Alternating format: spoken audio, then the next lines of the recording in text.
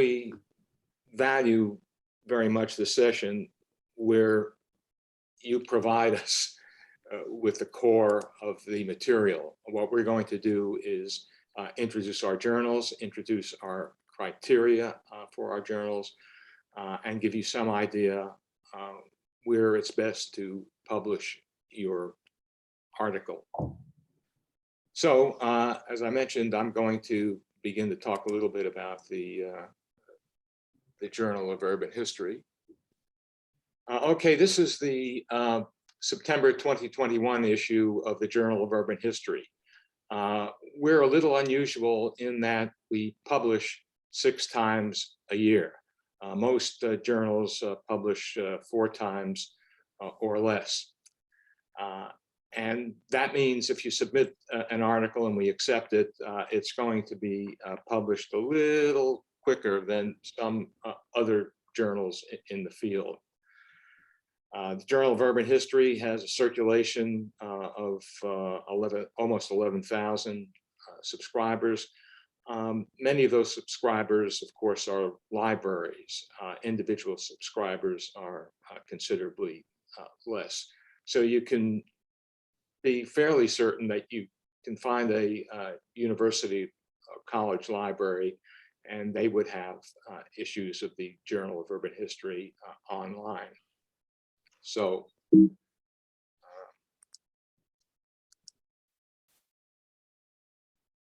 I don't know if you can read this particularly well, but this is the table of contents for our November 2021 issue. One of the important things to understand about the Journal of Urban History is that we define urban history fairly broadly. And you can see here by the articles, who owns the Lunger building, about tenement reform in St. Louis, what were World's Fairs for, upscaling obduracy and underground parking in Maastricht. I guarantee you we're the only journal that deals with underground parking in Maastricht. Hansa cultural geography and communal identity. The industrious, the laboring, and the sunk in Berlin's Mietkasse, and the housing question. The Montgomery bus boycott, and a profile of a Black teacher association in St. Louis. Then we have the second feature we have in our journal are review essays. These are not book reviews, but rather what we do is we bundle several books together, sometimes only 2, sometimes as many as 5 or 6. And these are really articles in and of themselves in that they survey the particular subfield in which these books are written, and you can see the topics. If you just peruse the articles and review essays, you see we're an international journal. In fact, about 40% of our articles cover North American urban history, 60% cover issues and subjects that are outside of North America. So we are truly an international journal. So if you have a manuscript that you think might fit our rather broad criteria, you can go find out about how to submit that article by going to our webpage, and this is our webpage. And I'm going to share this PowerPoint with the Urban History Association, whom, by the way, I want to thank for their support of the journal and also for helping us organize this session. So that's really the first thing you do, because what this webpage does is give you an idea if your manuscript is appropriate or not for the Journal of Urban History. That's really your first job, regardless of what journal you're thinking of. Is my work appropriate? Do they publish articles that relate to some degree to my my field and my work?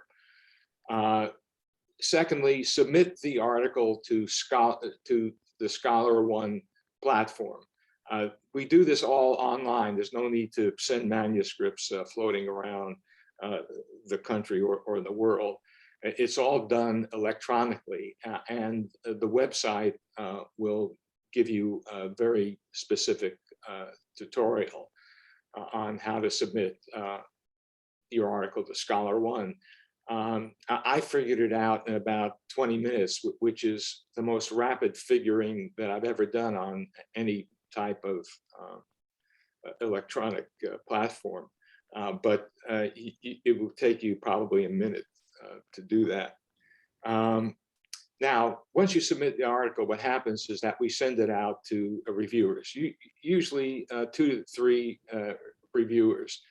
And we have a double-blind review process. In other words, they don't know who you are, and you don't know who they are. Now, occasionally, some reviewer will say, hey, please let this person know who's reviewing it. And of course, we honor that wish, but ordinarily we do not. So it's a double-blind review process. And it's interesting because sometimes a very prominent scholar will submit a manuscript and the reviewers will not like it very much.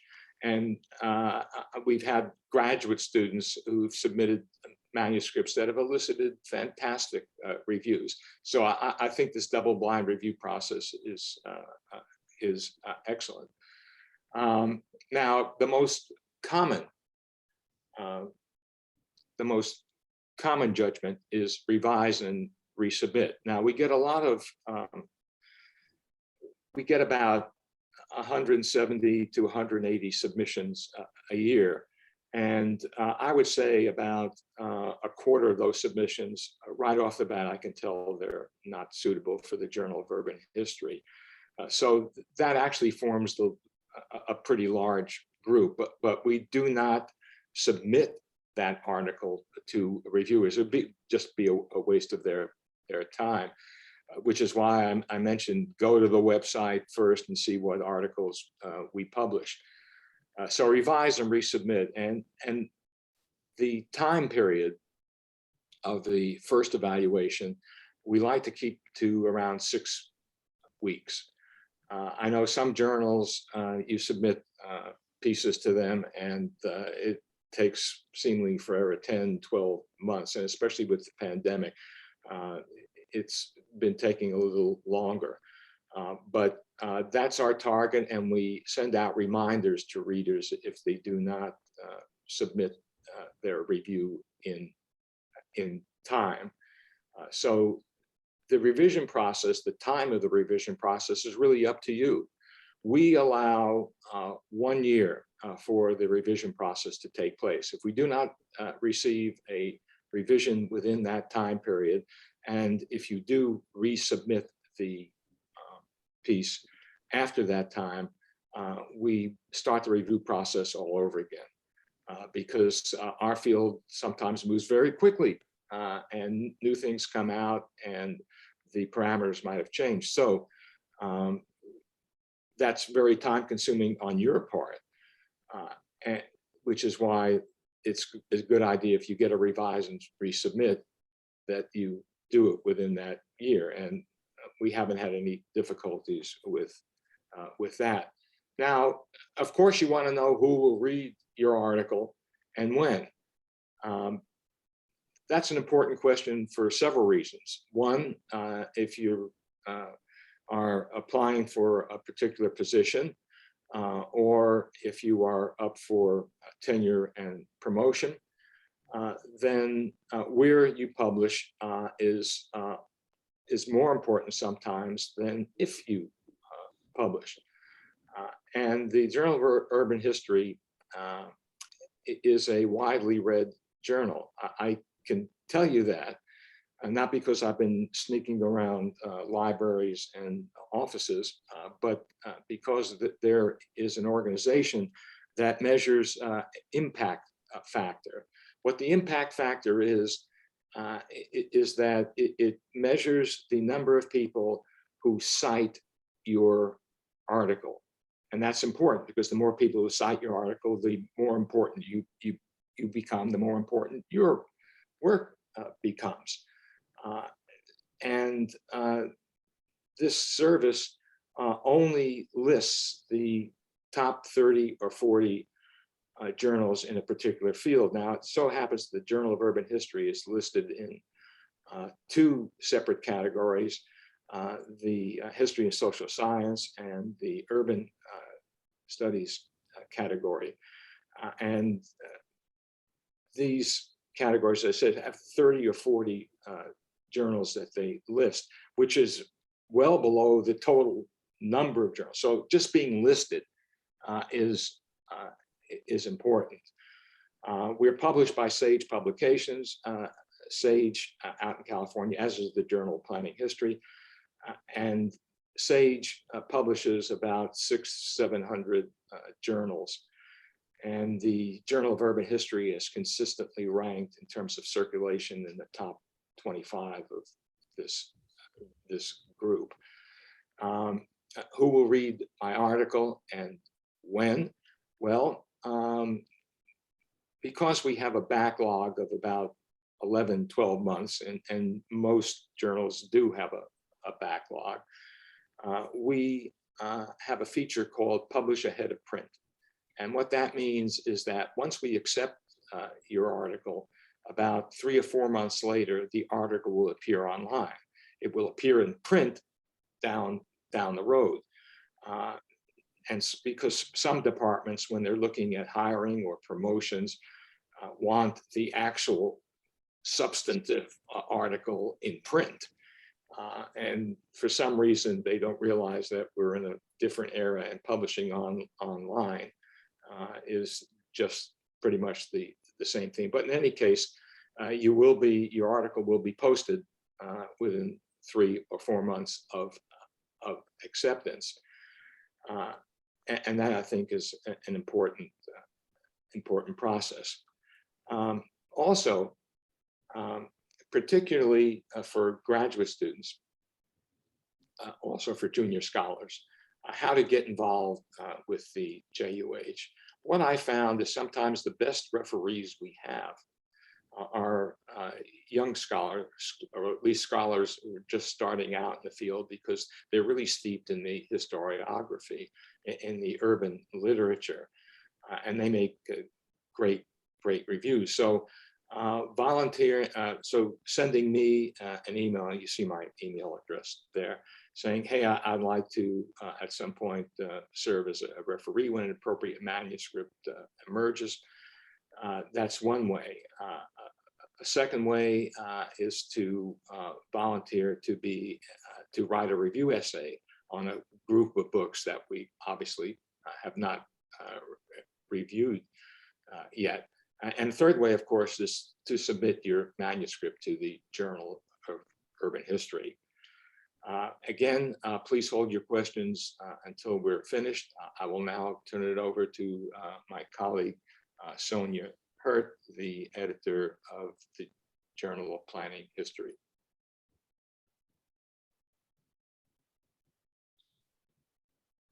All right.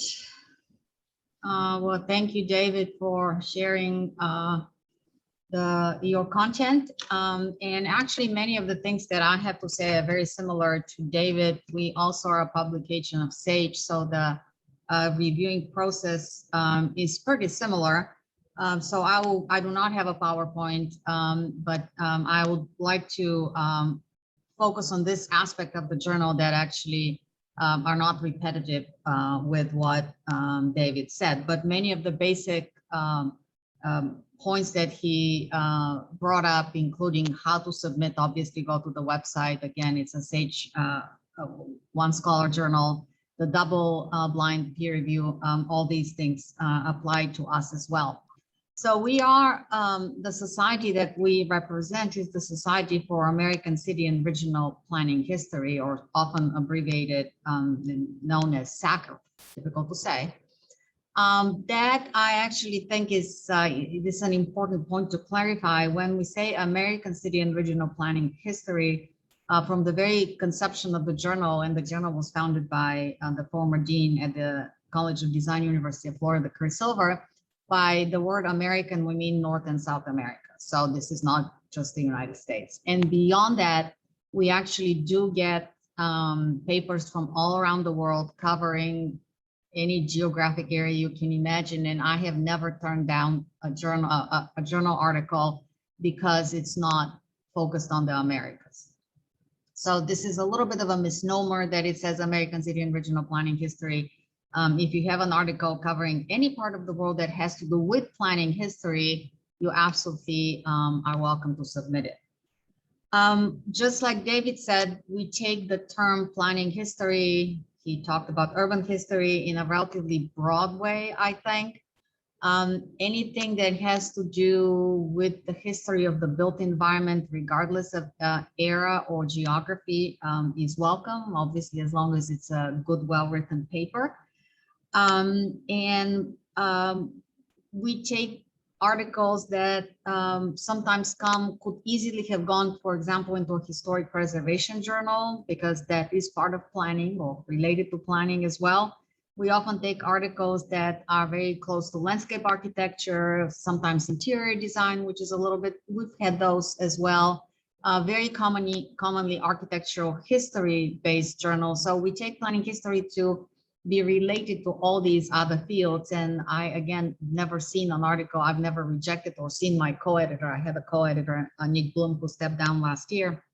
I don't believe we've ever turned down an article because it's not exactly what we assume to be city planning history. We also do not necessarily focus only on the history of the built environment professions in terms of the professions themselves. So we've had many articles published that look at informal urbanism. I mean, at the end of the day, every citizen, every resident, every business owner plans something. So we've had several papers published on informal planning traditions, the role of the citizens, so to say, in the planning process. So you should not feel discouraged if this is the sort of article that you are interested in. As a matter of fact, I think that's a growing trend in our disciplines to actually pay attention, not just to the professional avant-garde, but also to the overwhelming majority of people who contribute to the built environment in one way or the other. Articles, so we are a much smaller journal than the Journal of Urban History. I receive about 50 papers a year. The journal is published 4 times a year, and we usually publish about 6 articles per issue. That varies. So the basic math is pretty simple. If you get about 50 and you publish about 25, this means that half of them get rejected.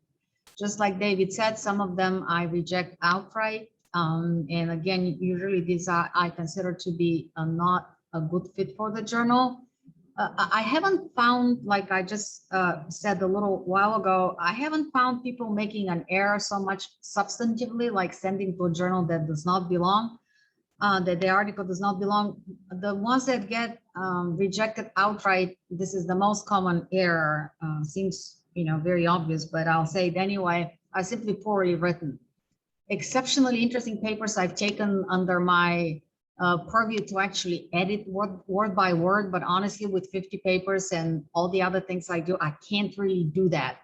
So if you haven't published, if you don't feel that you're very comfortable about your style, it really is very highly recommended that you go to a copy editing service, because otherwise a very good paper may get rejected just because, from my point of view, it would be incomprehensible to the audience. And I have often rejected papers that fit into this category, advising the author to find some copy editing service and then to send me the article again, and I'll consider it as a new paper. So that's like the most common error I think that people make. The other error that I think happens is that I find and that sometimes people send me a paper which I would consider to be a report.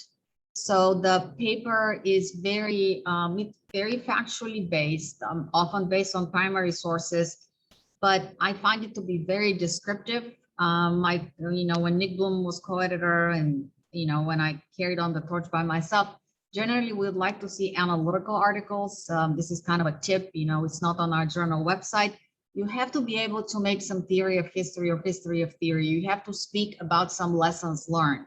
Sometimes paper comes for very specific issues in very specific areas of the world. And if you can't make it relatable to the broader audience and you're simply reporting facts, one after the other, in my mind, that actually is closer to a report, a descriptive piece rather than an analytical piece, and these often get rejected. So this is something to watch out. And I'm happy to discuss this with you. If you send me an abstract, I will respond. The fact that I can't judge often by the abstract. I mean, sometimes the abstract's awesome and then the reviews come terrible. So this is the fact that I say this is really good is not a guarantee for anything. But if you're wondering what direction to take, I don't mind, giving people preliminary advice based on some short excerpt from the article. I believe the journal's website says that we take about 30 pages. That should not worry you. I have never rejected that article because it's too long. Now, if you really sent me a book-length manuscript, well, obviously, I don't think you should send it to any journal. But we've published articles because of their exceptional quality that were much longer, just because I didn't want to lose the article. And the same applies to illustrations. I think in the past, journals were more concerned about the specific limits to illustrations. We consider planning history to be a visually oriented piece, field. So, be reasonable, but again, nothing that I have seen ever gets rejected because of this. If by any chance we think it's over illustrated, we'll simply tell you and we'll ask that you remove some. But I have, again, never declined anything just because there are too many words or too many images. That seems to be, in my opinion, will drive down the quality. The other things that David said very much apply. We send to usually 2 reviewers. This is the norm. Usually I select the reviewer with my managing editor. On very rare occasions, if I try 4, 5, 6 reviewers and I can't get anyone to review, then I have contacted the author for a recommendation, but normally I just send it to the people who I think are qualified to do the job. And from there on, the process really depends on what happens with these reviews. Generally, if I found the piece appropriate for review, I've rarely seen the reviewers actually reject it, but that's happened too. The most common outcome, as with all journals, is revise and resubmit. In our case, we have 2 categories. There is the category called major revision, and there is the category called minor revision. I think only one time we actually accepted an article outright with an accept. So most of the pieces end up in major revision. And then once I see the revision, it's up to me what to do with it. Sometimes I review the major revision only by myself, and then I say yes or no. Most commonly, I send it to one of the previous reviewers. But if the article had a lot of things to fix, so to say, I might send it to 2. Sometimes to the very same 2 that I had the first round, but on occasion it happens that, for example, the first reviewers are not available, or I'm seeing that the revision deviated from the original article to the extent that I would like to send to a 3rd reviewer. So this is rare, but happens. And sometimes authors ask me, well, it seems like this reviewer contradicts the previous round. And I'm like, yeah, that's because I sent it to a new reviewer. And this really is the discretion of the editor, and it just depends on what happened to the article. Sometimes an article will go through a major revision, and then would it be reviewed, and then I'll send it for a minor revision. I've had papers that go through 1 major revision and 2 minor revisions. So if you get minor revision, your chances are really great at this point. But I've had very rare cases in which a minor revision doesn't move forward, and usually this was because of language. I would ask that they would make it clearer, and they fix the content but not the style, and at some point I'm like, I just have to rewrite this, so therefore I can't publish it. So that happens as well. But again, I mean, I don't want you to get scared from everything I said, because obviously there are many pitfalls, but the basic moral of the story is, again, about half of the pieces that come to my attention, even though after some reiterations actually get published. So I do believe that this actually is a statistics that is favorable to the authors. I mean, there certainly are journals out there that take a much smaller percentage. In addition to our regular research articles, we publish book reviews pretty much in every issue. We take a more liberal approach than David. You can review a single book, you can review several books. In general, you can do as you wish. As long as we haven't reviewed the book and we think that the book itself has something to do with our specialty. And we have a separate book reviewer, so book reviewers do not go through me. And his name is Andrew Whittemore, and he is an associate professor at the University of North Carolina, Chapel Hill. So this is, you know, especially for people who are just starting, or if you're not starting and you just read the book and you really love it, or maybe you hate it, and you want to say something about it, definitely you should submit. And of course, these book reviews do not nearly go through the level of thorough review process compared to the regular research articles. So just like David explained, we have a section which in our case is called Online First. This is really helpful, I think, to people who are, you know, looking for jobs or trying to switch positions or get a promotion.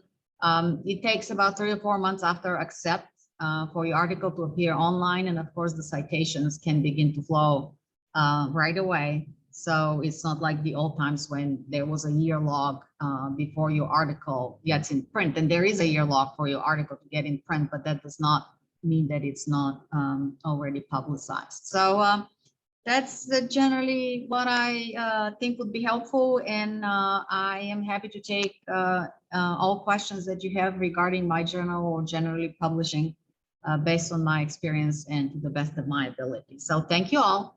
And now I am turning it to Rosemary. Confirm that. So good morning from New York. I'm Rosemary Wakeman, and I'm a professor of history at Fordham University, and actually the new co-editor of Urban History, which is published by Cambridge University Press. And this is the kind of granddaddy or grandmother, I guess, of urban history journals. And it's celebrating its 50th anniversary in 2022-23, and we will be organizing a conference around that anniversary. And the Urban History Journal at its origins, and to a certain degree still is associated with the Center for Urban Studies at the University of Leicester. And it was originally begun by H.J. Doyles with his work on the Victorian city, of course, who was the first professor of urban history in England. And he began it as the Urban History Newsletter as an early publication. It then became the Urban History Yearbook, and now is the Urban History Journal. And originally, the articles were largely around urban history in the UK, associated with the urban history group there. But since then, over the past 50 years, it's certainly become a very international and global journal. And there are a number of things about it that I think are quite interesting, especially in relation to some of the other journals here that I'll tell you about in just a moment. But in terms of the structure of it, there are 4 issues per year, and we publish about 35 articles in those 4 issues. And the acceptance ratio runs to about 35 to 40%. And this article is interesting because, or this journal, forgive me, is interesting because we cover a vast arena or a vast landscape of periods of time. In fact, we will look seriously at urban history submissions from any era in history, from the ancient and medieval to early modern and the modern period. So the scope here in terms of temporality and in terms of urban history is really quite enormous. And the co-editors are experts in each of these periods of time. So the articles or the submissions for early modern go to Rosemary Sweet, who really is the expert on this journal. The 19th century goes to Shane Ewan, the 20th century goes to myself. So we look at the expertise across the field of urban history in all of these periods of time. And the journal also covers all areas in the world.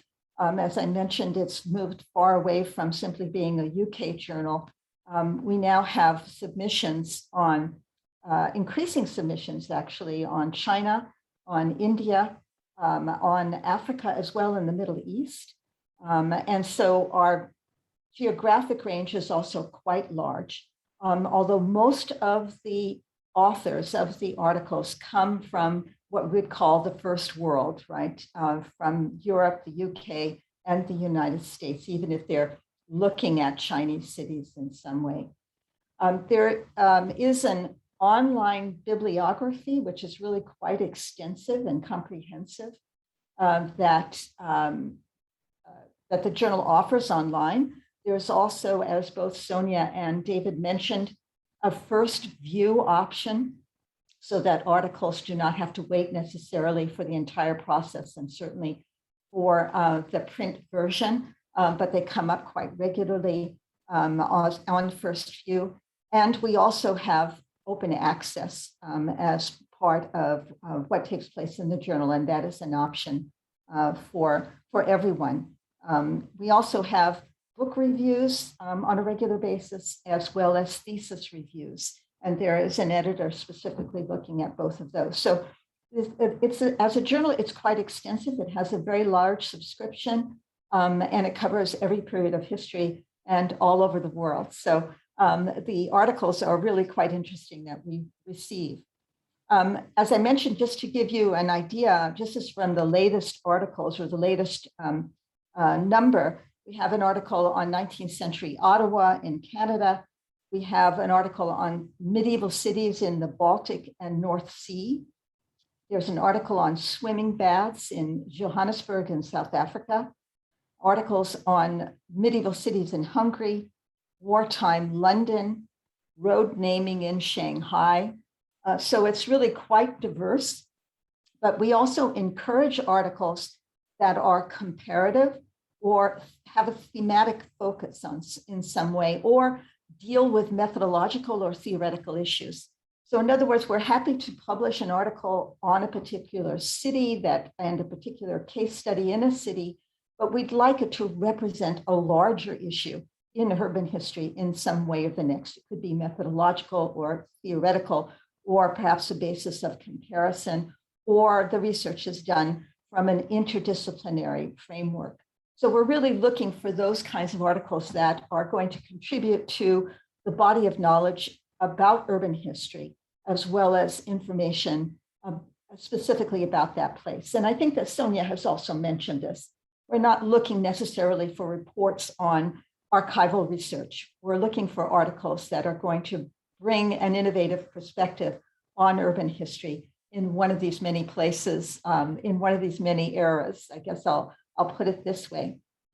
For that reason, we also include, and this is with increasing frequency, special issues that cover a particular topic. Quite often these are derived from conference panels, sometimes from workshops or seminars or projects that are taking place over a period of 1 to 2 years. And once again, they can cover a wide variety of topics. I'll just give you a few, for example, of recent special issues. This is on the methodological and theoretical issues. One is entitled New Horizons in Urban History. It gives you an idea of our interest there. Another is Transformation in Urban Markets. Another is China's Urban Turn. So these are broad issues around which we then have a special issue that looks at specific case studies. Deindustrialization in the UK and Germany speaks to the comparative side of these special issues. So if you're interested in interdisciplinary research, or you have been taken part, or you have organized a conference panel, or you're taking part in some seminar and workshop, we're very interested in these special issues that really will, once again, bring forward our knowledge about urban history in innovative and groundbreaking ways. Along with that, we also have an online seminar series that is attached to the Urban History Group in the UK, but actually invites topics from sort of anyone, anywhere, any period of time. And those videos are actually put directly online on our website. And there's a bit of money to organize those. And we're always looking for these online urban history seminars that cover a particular topic. Some of them, for example, very quickly, Who Owns the Square is one of them, that a video seminar that's online right now. Welsh disaster relief, a little more specific, Georgian London. So if you are interested in organizing that kind of an online seminar with a group of people who took part in a panel in some way, that's also quite possible. So the journal hopes to continue its role as groundbreaking, innovative urban research and urban history, which was its goal in the get-go when H.J. Dios actually started it. In terms of the mechanics of actually submitting an article, this is going to sound very familiar now because Sonia and David have already gone over this. We also work with Scholar One because this is a Cambridge University Press publication. The submission process is entirely digital. It's very automatic. Cambridge Press publishes hundreds and hundreds of journals, so they really know how to do this. And it's a quite simple process. The articles are limited to 8,000 words, which include footnotes and tables. And we stick to that because, in fact, we're looking to publish as many articles as we can in our 4 issues. There's a double-blind review process, which you now know about from David and Sonia. And it's a good thing that all of these journals actually go through the same processes because they're very fair, they're very professionally handled. And that works to the benefit of authors. The average time from submission to first decision is very much dependent on the referees and the reviewers. And as David and Sonia said, we try and move them along as quickly as possible, but it's 2 to 3 months. And then depending on whether or not the reviewers ask for either major or minor revisions, once we receive the revised manuscript, it takes about a month from that point to move forward. What I can say to add to David and Sonia's description of this process already is that it's very important that you reply and answer to the referee recommendations. The review process, as I said, I think is very professional. It's extremely well handled. All of us as editors do everything we can to find reviewers who are experts in the field. They're usually very generous with their recommendations. And it's part of the scholarly process. And it's important to respond to those, to answer them, to revise the manuscript in ways that, in fact, are going to enhance our understanding and really take seriously the review process. So that's an important part of scholarship, I think. All of us, no matter what stage we're at, go through review process with our books, publications, etc. And so this is a first shot, especially for graduate students and junior faculty, to really get a sense of that process and how it takes place. So Cambridge Core manages this entire process. It's a fully online submission process. There is a license to publish agreement that is not a copyright handover. You can retain the copyright, but Cambridge asks you to give them the license to publish, right? And that's an important part, once again, of scholarly publication. And it also requires an information form that asks if you want to move into open access, which is an important question, and also reminds you that if you want color images in the print journal, you have to pay for them. But if you want color images on the online version, they're free. So it goes through all of those details about publication that are really worth looking at very carefully. I'm not sure I have another one here. No, I think that's it. Thank you, Rosemary. Thank you very much. So it's a pleasure to be here. Thank you. Okay, Maggie Gold. I'm here as well, David. So Oh, wonderful, John. I got here. You made it. Okay. Yes, indeed. So I'll lead off, and Mag will contribute as and when. I suspected when we were going last that many of the things we would have said have already been said. So we stripped this down to a simple pragmatic guide of 7 things that you can do to get your paper published. Now I'm going to go for the share screen. Am I good to do that? Are you seeing? Yeah. 7 rules to getting published by planning perspectives. Okay, let me now put that up to proper size. Come on, no. John, if I could just Yep. make a few contextual points to compare with what other people have said. Planning Perspectives is published by Taylor and Francis, and we now have 6 issues per volume.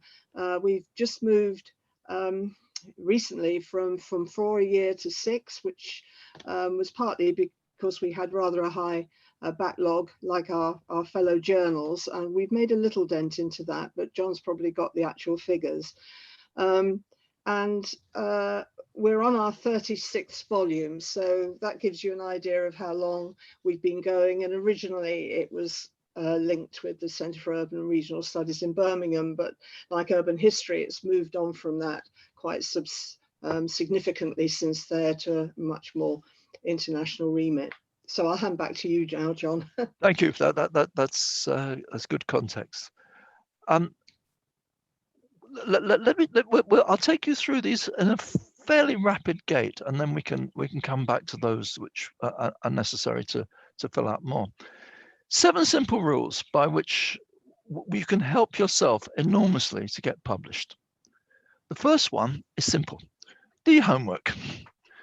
We've got the word planning in the title. You would not believe how often we get articles in that are about planning, certainly, but they're not about what we're about, which is planning history. If you're not specifically doing planning history, not specifically making the planning process the center of your particular study, whether it's a general study, whether it's a case study based or what, then we're not going to publish your work. And we will be fairly generous if we can about advising you where else to go. But it's amazing how many things come in, and they are essentially rejected within 5 minutes.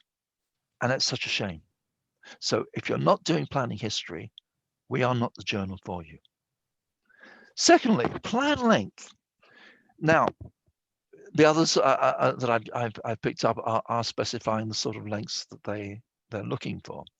We have a 2-tier system that there's up to 4,000 for short pieces in the IPHS section.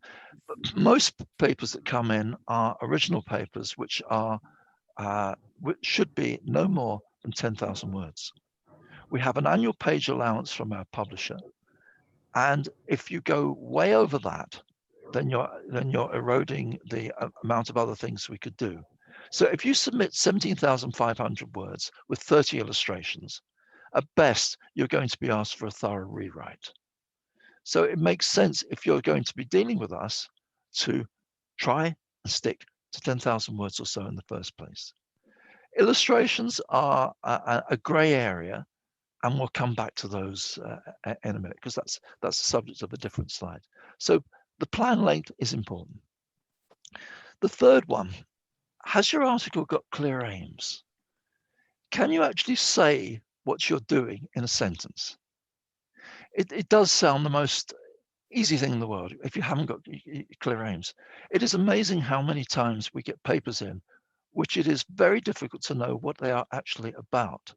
They've probably got a case study and they've got some hazy ideas about it, but it is very necessary to have some clarity about what it is you're trying to do. If you have that, you'll make your article stand out against many of the other things we could be publishing, which simply don't have that. The fourth one is provenance. This one we have probably more problems with than anything else.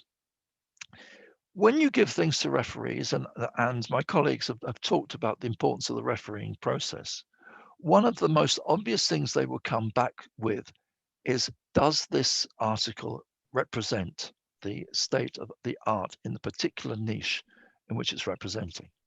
Does your proposed article clearly identify the key sources in your field? That is not only something that is done for the sake of it. It is something that is good scholarship. How will your article contribute? How will it take further the knowledge in the field that you represent? This is important. It is important to establish that you know what the key sources are and how they're used and why they're important. Referees do notice it. After all, in many cases, we may well be sending your articles to the people that have written those key sources. And they can get somewhat irritated if you completely ignore them. So think it through. Make sure you know the provenance of your article. Fifth one, this is history, right? Everybody knows how you do history. You go to an archive, you look at some newspapers or something. It is, I would say, the most common feature of all our articles is that there is no accounting for methodology. There is no statement of how it was done. There's a suggestion that archives were visited or oral history interviews were done or something like that. But how were they done?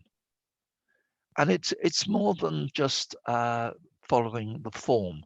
There is a considerable amount that can be drawn on the value and drawbacks of the study from the nature of the methodology that you have. So make sure, even though that historical methodology is not necessarily expressed, that the discussion features methodology in just as much as it should represent correctly the historiography of the field you're in. This one I mentioned before, and it's well worth mentioning again. We often get articles with 20 plus illustrations. We deliberately don't state a maximum of illustrations, but illustrations do gobble up pages.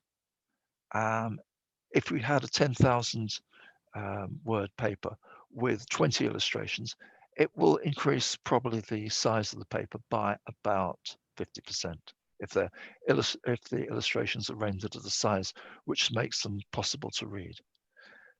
Don't feel that you need to be constrained by some figure, but it is very important to try to make them do something. It is very important that they are mentioned in the text and that they are actually discussed rather than a quick see figure 6. Make these things actually state something, bring out the key points that you want the illustration to have. We frequently go back to authors because the quality of the illustration is too poor. It may not look that bad online, but we publish as well on paper. How shall I put this? Taylor and Francis do not necessarily use the world's best paper. Therefore, if your illustration is not really of good quality, it may not reproduce well at all. We ask for 300 times 300 DPI. Frequently, they come at 72. Sometimes it's okay. It depends on the contrast within it, but frequently that's not. What we normally say is you either use them or you lose them. Nearly finished. Don't be lazy. When you get a paper that comes in and it's in a format which clearly said this was submitted somewhere else, it's got, and the usual thing, it's got Harvard textual referencing, numbered section, and use of endnotes.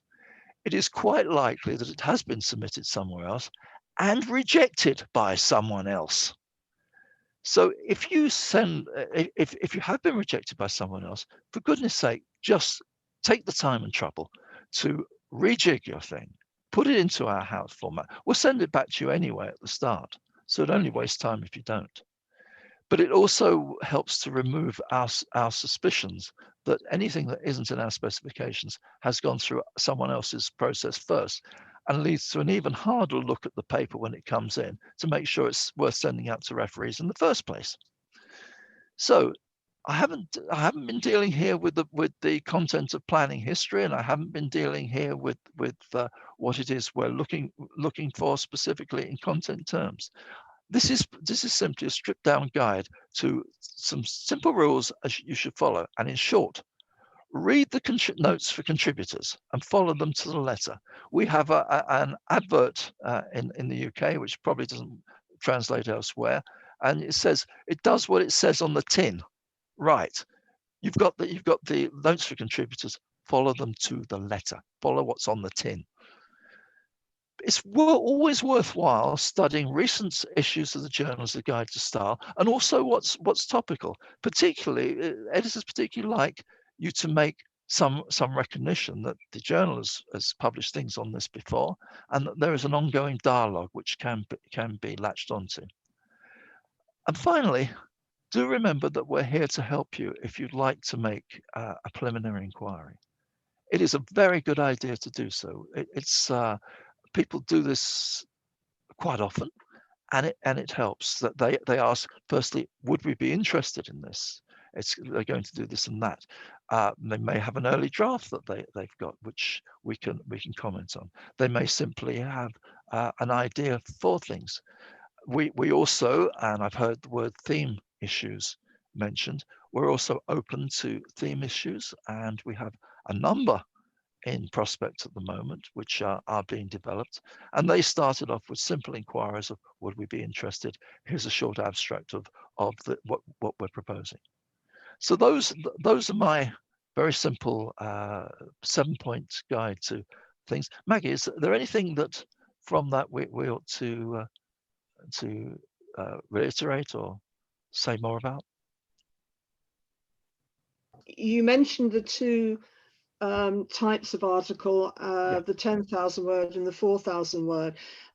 It's just worth saying that, our journal is linked to the International Planning History Society, and they have a section in each issue of the journal, and in that section they publish shorter pieces, say up to 4,000 words, small case studies or whatever, sometimes something from a conference paper or something of that sort, and that can be quite a useful starting point for perhaps doctoral students or people that are working through a project to get something into print quite early on, and it's not quite as an onerous task as aiming for the 10,000 word limit. So sometimes we will pass an item on to the IPHS section, which is edited by Carola Hine, and we'll pass it on to her for see if she would like to use it. Yeah. Thanks, Mike. So back to you, John. Okay, back to you, David, I think. Okay, thank you very much. Can you get out of your PowerPoint, John? So, yes, sorry. yes. John doing these things is, yep. Yeah, okay, there we go. Thank you. Okay, everyone.